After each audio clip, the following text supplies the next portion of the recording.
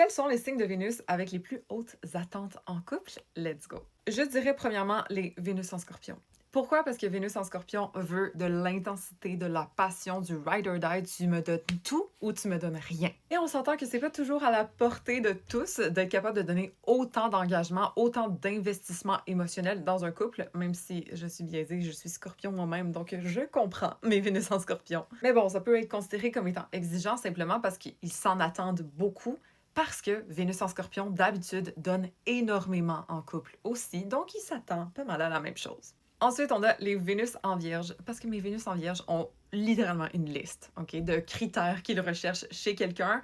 Le pire dans tout ça, c'est que souvent, ils finissent par des personnes qui sont plutôt des projets versus une liste finie de ce qu'ils recherchaient. OK, ça fait partie du défaut de leur qualité. On peut dire que Vénus en Vierge est exigeant en amour, parce que Vénus en Vierge est exigeant avec elle-même, d'habitude, OK? Et donc, ce standard-là doit être meet, doit être rencontré pour qu'ils se sentent bien en couple. Après, comme je vous dis, ça fait souvent des sauveuses. D'ailleurs, Vénus en Scorpion aussi, hein?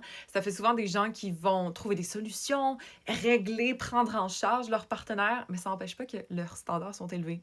Donc, éventuellement, ils vont finir par trouver quelqu'un à la hauteur de leurs attentes. Ensuite, on a Vénus en Capricorne, un peu dans le même principe de Vénus en Vierge. Ici, on a une liste de critères. On s'attend à des choses parce qu'on prend l'amour au sérieux. On veut construire quelque chose à long terme avec quelqu'un et donc on s'attend à ce que cette personne-là remplisse un formulaire. D'ailleurs, on a peut-être même des questions lorsqu'on rencontre quelqu'un en première date, à savoir s'il fit nos principes, nos valeurs en couple. Et le pire dans tout ça avec Vénus en Scorpion, Vénus en Vierge, Vénus en Capricorne, c'est que c'est souvent des sauveurs ou c'est souvent des gens qui vont prendre en charge, encore une fois, leur partenaire.